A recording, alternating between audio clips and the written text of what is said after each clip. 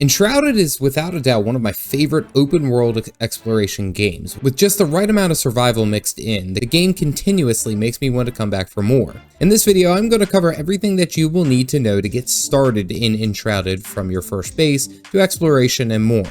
Consider liking the video and subscribing to the channel for more Enshrouded content. First, you have to create your character, and you get to make them look any way that you want. Or you can use some of the presets here and just build off of that. Logging in for the first time, you will be greeted with 3 separate features that will allow you to change how you play. Private servers are ones that are simply for you and saved to your personal game. This is great for those who just want to play and explore solo. Hosting a game will allow others to join in, but the progress of the game is saved to your personal game.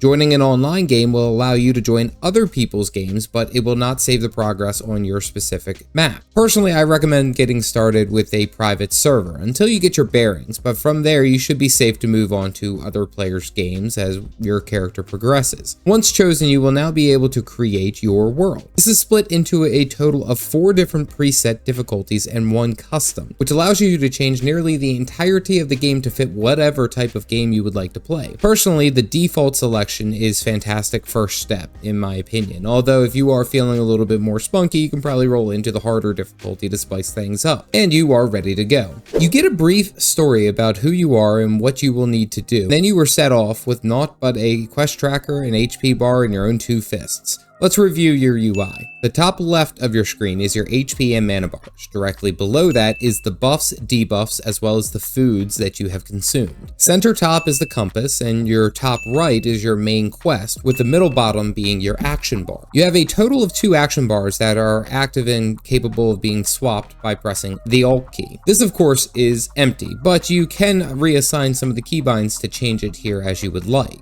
Pressing the M button on mouse and keyboard will give you the world map, showing you how big this damn place is. And trust me, it is huge. The map has tons of different things to explore, secrets to find, elixir wells to cleanse, and more, so don't get too overwhelmed to start. You will have time to see all of these firsthand. Pressing J will show you the current quest log, which is honestly great because it also acts as kind of like a guiding star in here, for those who do like to have a little bit of direction.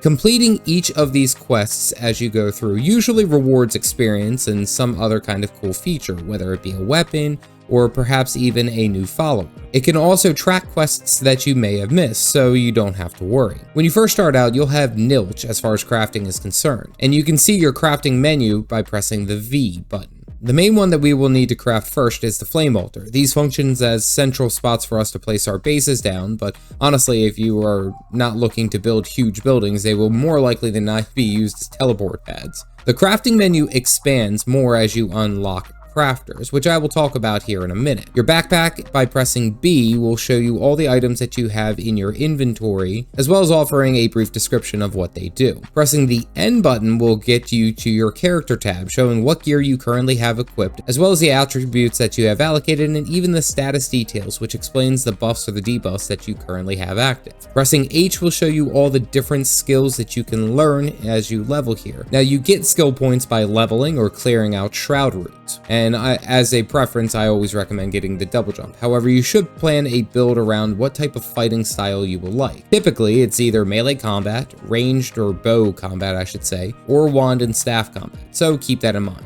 Alright, let's build this base. Getting to your first base, you will need to gather some stones that are laying around the field in this open area just north of the cinder vault. Once you have this, you can craft a flame altar, which moving forward will essentially be your main locus of operations. Place it here in the middle of the field, and you are given your first follower quest, that find the blacksmith. Personally, I like to gather wood around this area first and craft a workbench to build a house here.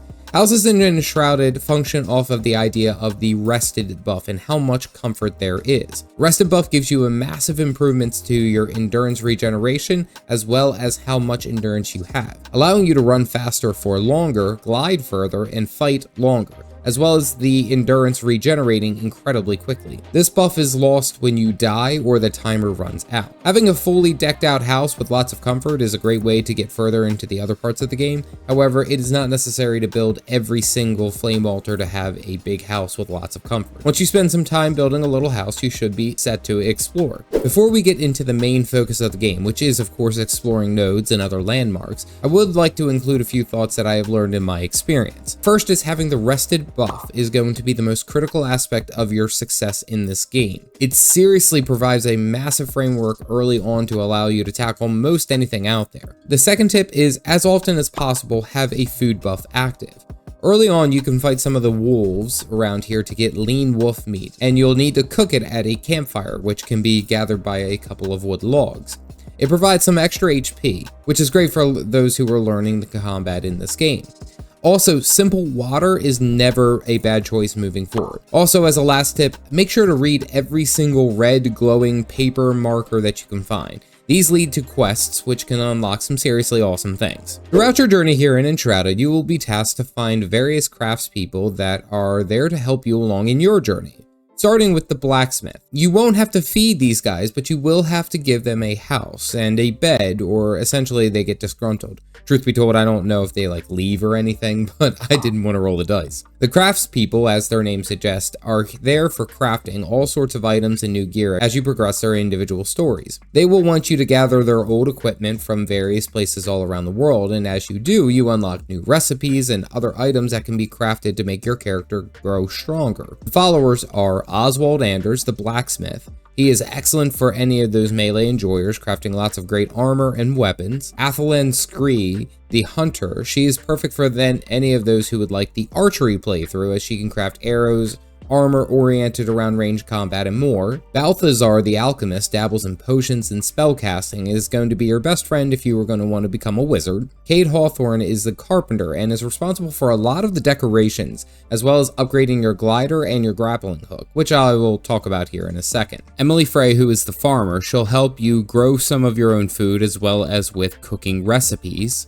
Valerie the Bard can send you on some quests to get some really nice daggers, but she can also allow you to craft instruments which can be played impromptu to generate some extra comfort while you were resting. Bayan Chen is the New Year trader, but she can send you on quite a few quests that allow you to unlock unique weapons that are actually really powerful. You can also craft some unique looking Lunar New Year decorations. Alden Crowley is a craftsperson that you can find in the Springlands Hollow Halls. He's focused around death and practicing dark magic and other necromantic items, including consumables and decorations. And lastly, the most recently added in is Elio Ricci, the barber, who will ask you to gather items all around the world for his color palette, allowing you to dye your gear and change the look of your personal character's appearance. Followers have assistants that can be utilized as craftspeople as well. Say, for example, you place them at a different base than yours. Let's get crafting. Crafting in Enshrouded is absolutely necessary, while building in Enshrouded is absolutely not. Let me explain. Crafting in Enshrouded provides not only advancement of your character, but the customization and the flair that you can add during your playthrough. The two main tools that you will utilize is your wood axe and your pickaxe, allowing you to mine materials all throughout the open world and gather materials from the earth, while the axe allows you to obviously cut down trees and gather their materials. However, tons and tons and tons of the materials are found by killing enemies, gathering them raw from the ground, and finding them in old abandoned buildings. As you gather new materials, automatically new crafting recipes will appear, allowing you to craft even more unique items and crazier builds. Speaking of building, the whole game is basically destructible. You can almost build a home anywhere here. To denote where you would like to build, simply put down a flame altar and go to town. You will need a construction hammer, which is made by a single piece of stone, and a workbench that allows you to craft the building blocks. Now, as you gain materials through crafting and searching, you will occasionally unlock new recipes to create building blocks designs, allowing you to make a building look like really anything you want. Now, that being said, you can also find designs while you are out in the open world. So always open up chests when you can to find something maybe really unique. You will need to craft some kind of enclosure for your followers to make sure that they have a bed and honestly a roof over their head, but you don't necessarily need to make it a massively in-depth build, as it is not necessary to the playthrough of the game. So make as advanced or as minimal of a house as you would like to. Alright, let's talk about what your main objective is.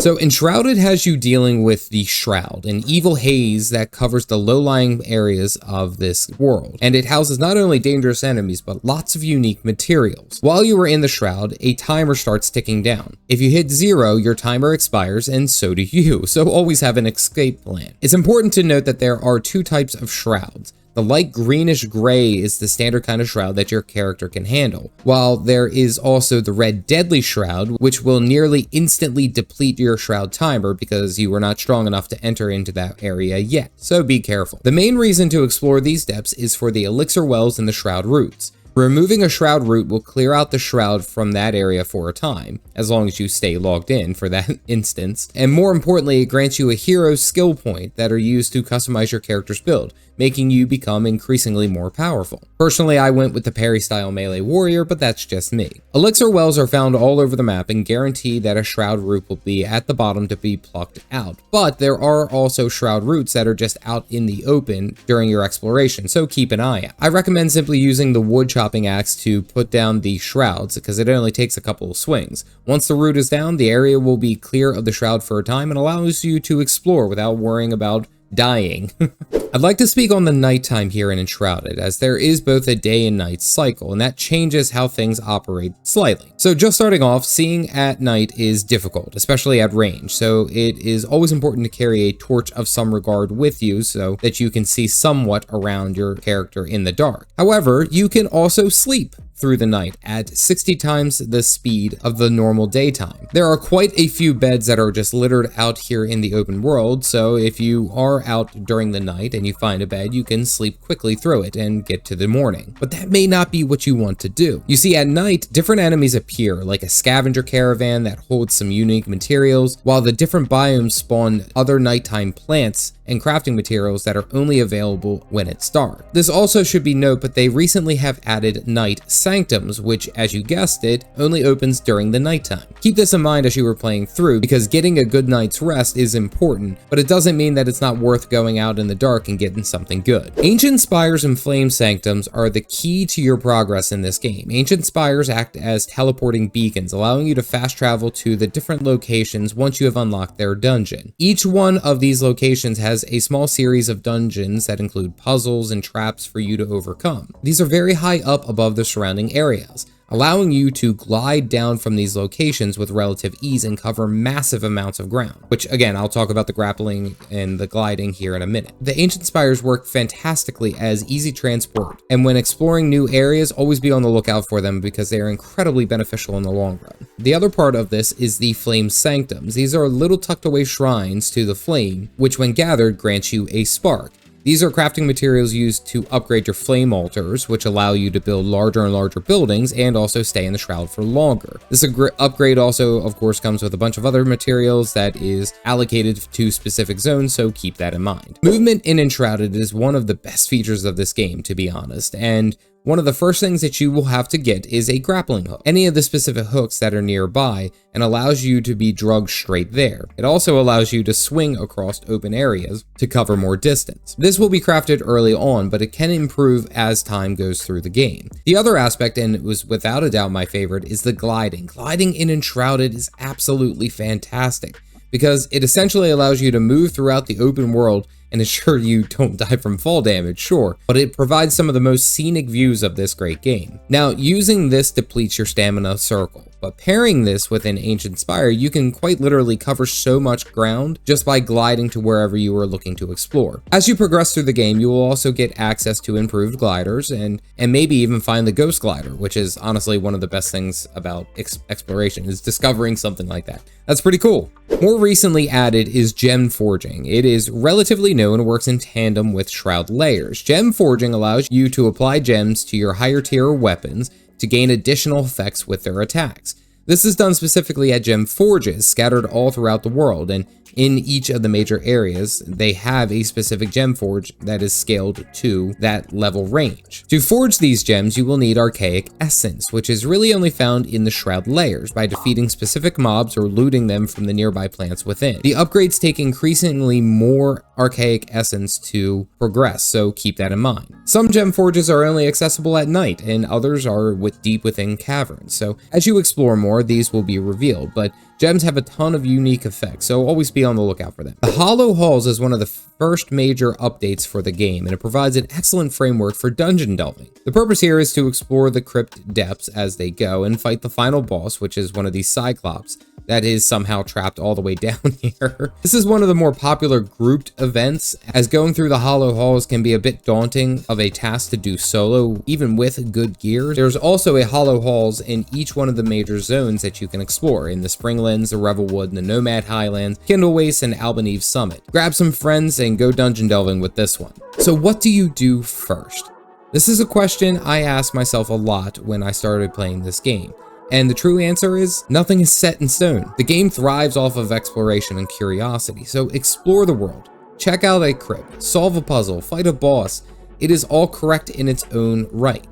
And if you need to have some type of checklist, follow along with the quests that are in and around these areas. They will give you a bit of a direction that you should go. But all in all, exploration is the name of this game. So have fun. And that's all I'll say without spoiling anything more. If you would like to see my first take of playing Enshrouded in 2025, you can click this video here. Otherwise, stay caffeinated, folks.